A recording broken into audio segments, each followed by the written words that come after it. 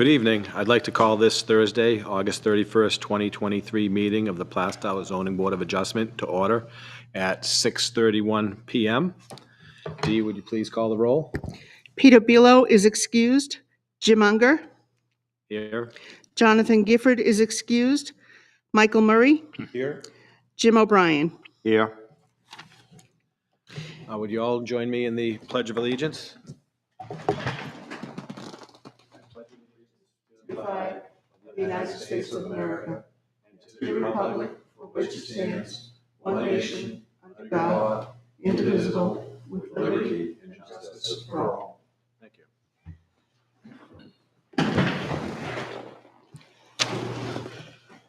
Dee, can you read the meeting procedures? Each public hearing will be opened in turn. The applicant will present their case, the board will question, and then the hearing will be open to the public for comment. Once everyone who wishes to be heard has been heard, that public hearing will be closed. Once a public hearing has been closed, there cannot be any additional input allowed. The board will immediately deliberate on the application before opening another public hearing on any additional applications.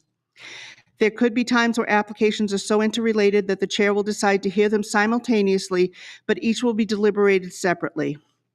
All motions regarding relief will be made in the affirmative to grant form for clarity and consistency.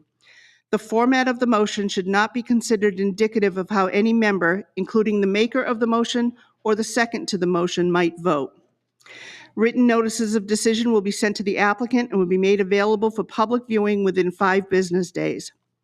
Per the New Hampshire RSA's, any party of standing that feels the board has erred in their decision have 30 days to request a rehearing. No permits will be issued within this 30-day period. The board reserves the right to continue their deliberations on any matter if they feel they need to consult with legal counsel. All decisions will be made in accordance with the New Hampshire RSA's. This evening we have less than a 5-member board, so the following is also applicable. The New Hampshire RSA's require that any motion of relief can only be granted by a favorable vote of at least 3 members of the board, as opposed to a simple majority of the members present at any meeting. Therefore, when there was less than a full 5-member voting board, the applicant's chances of approval could be considered diminished. When there are less than 5 voting members, the applicant has the right to continue their application to the next available meeting in hopes that there will be 5 voting members available to hear their application. If an applicant decides to proceed with less than a 5-member board, they do so at their own peril. If an applicant moves forward, does not prevail in their request for relief, the lack of a 5-member board will not be considered as grounds to request a rehearing. Thank you, Dee. And as she mentioned, you can tell we're running on a skeleton crew here of 3 people. So I'd like to put out there, as we do at every meeting, that if anyone in the audience or in TV land or in the town wants to come down and volunteer to join the board as an alternate member, please feel free to see Dee and get the ball rolling so that if someone is sick or has vacation or possibly a business meeting, we can still have full board here. Dee, will you call the first case?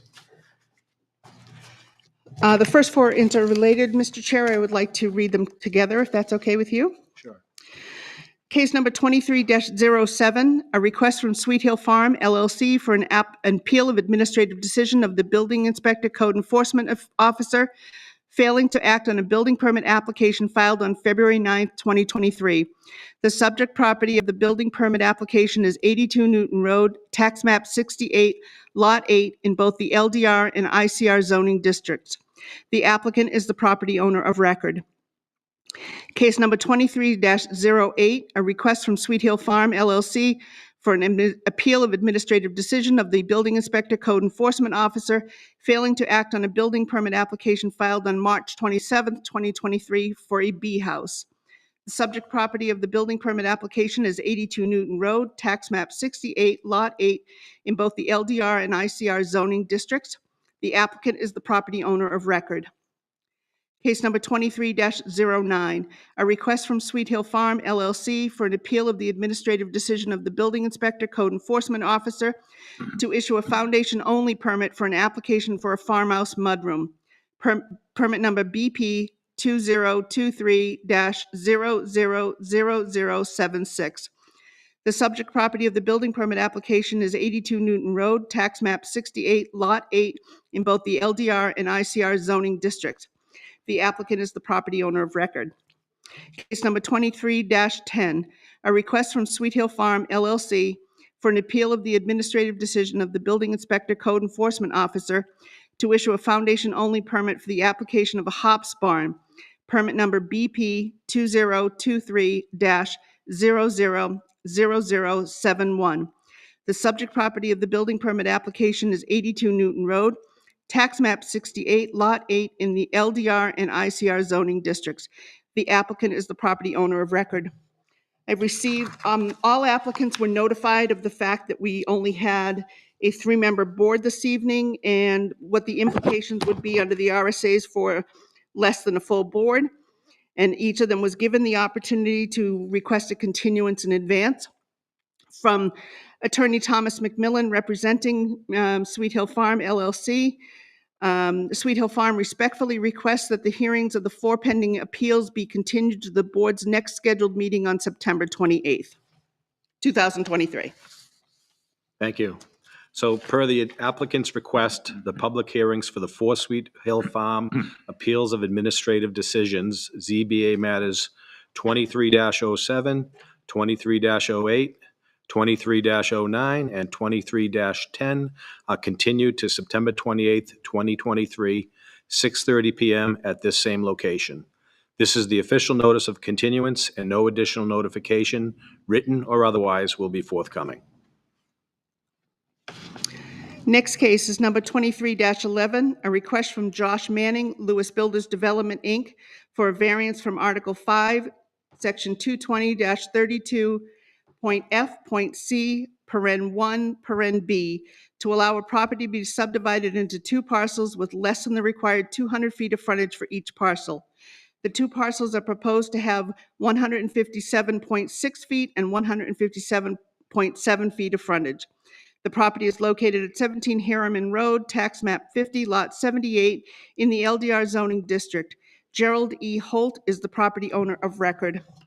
And like the first application, they also received the same email alerting them of the 3-member board. From Attorney Pat Panziaco, who is the attorney for 17 Harriman Road. Would like to continue the hearing until next month. Please let us know when the new date is, and thank you for letting us know. They have been notified that that new date would be the September 28th meeting. Okay, thank you. Per the applicant's request, the public hearing for the 17 Harriman Road variance request, ZBA matter 23-11, is continued to September 28th, 2023 at 6:30 p.m. at this same location. This is the official notice of continuance, and no additional notification, written or otherwise, will be forthcoming. Case number 23-12, a request from Barbara J. Breyer for the variance from Article 3, Section 220-17.6, to allow a temporary use of a camper as a living space, which is not permitted by zoning, for purposes of healing a broken back peacefully. The property is located at 14 Spinney Ave, tax map 38, lot 15, in the MDR zoning district. The applicant is the property owner of record.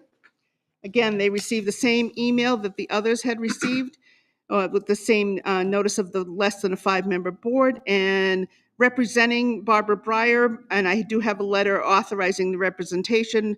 Ms. Barbara Ryan sent in that we would like to wait for a 5-member board. Please let us know, and I did inform her of the new date. Okay, per the applicant's request, the public hearing for the 14 Spinney Ave variance request, ZBA matter 23-12, is continued to September 28th, 2023, 6:30 p.m. at this same location. This is the official notice of continuance, and no additional notification, written or otherwise, will be forthcoming. Did you get all that, folks? Okay. Thank you.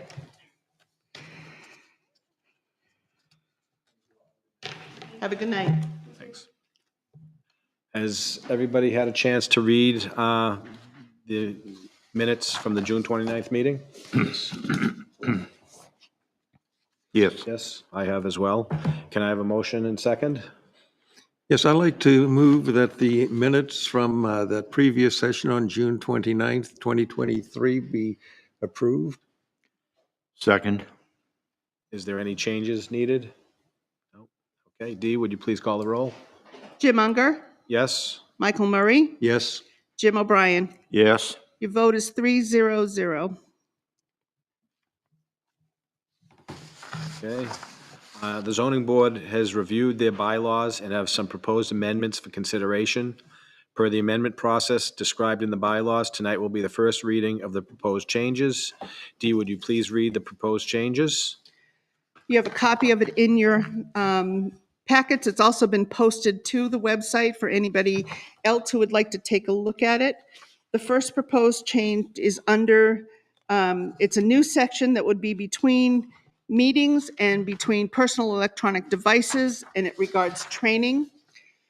And it reads as follows: members of the board are expected to keep up to date with changes in local ordinances and New Hampshire RSAs.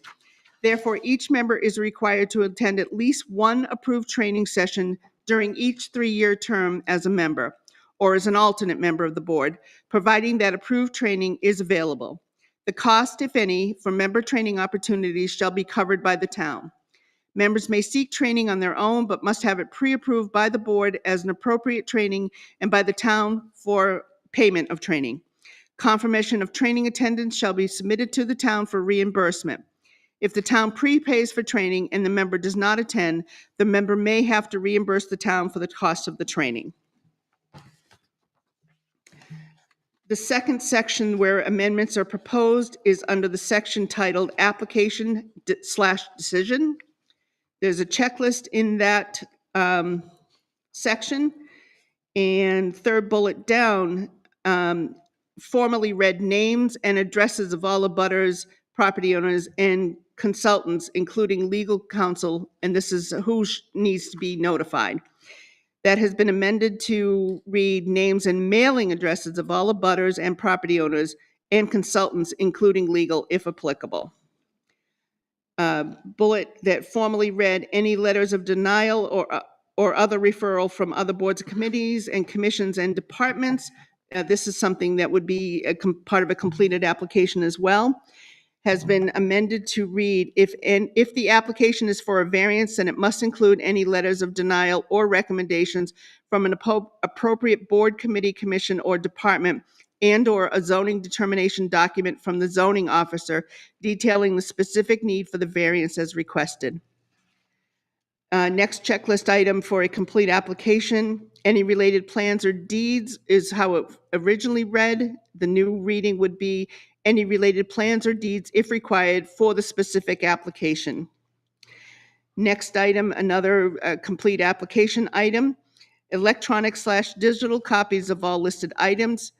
And was added on there to say, except the mailing labels. You do not have, we would not request digital copy of the mailing labels themselves.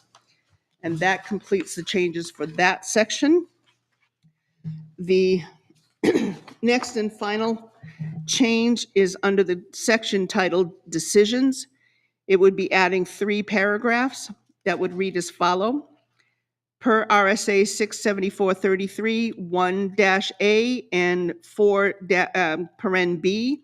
Let me try that again.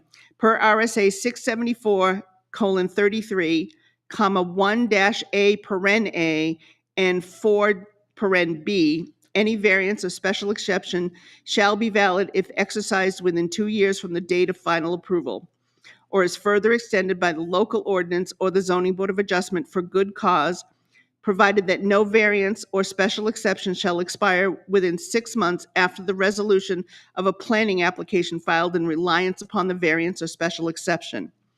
Second paragraph, requests for extensions of time beyond the 2-year requirement shall be considered as part of a legally noticed public hearing, and such requests must be filed prior to the expiration of the 2-year period.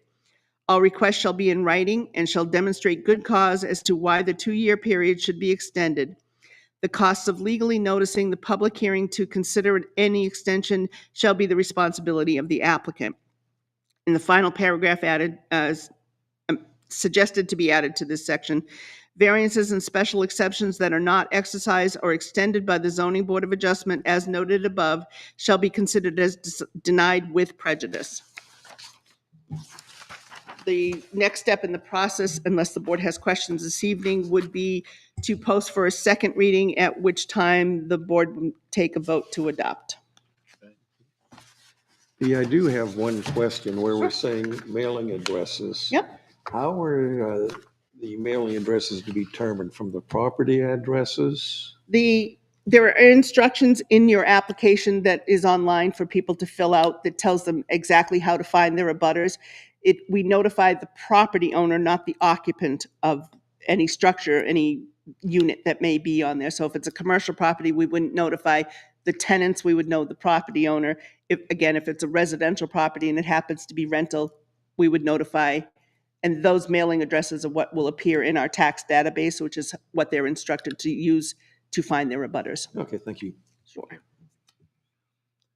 Dee, do we have any other business? I do not. Well, then, I adjourn this meeting at 6:46 PM.